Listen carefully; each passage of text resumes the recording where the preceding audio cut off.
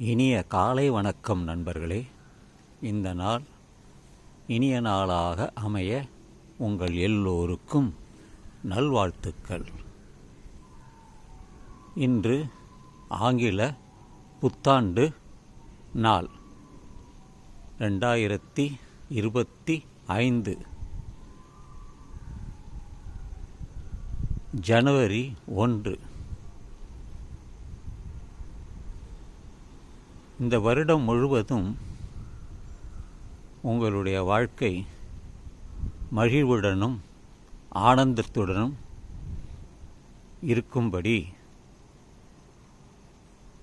நான் விரும்புகிறேன். நல்வாழ்த்துக்கள் நண்பர்களே. இன்று போல் என்றும் வாழ்க.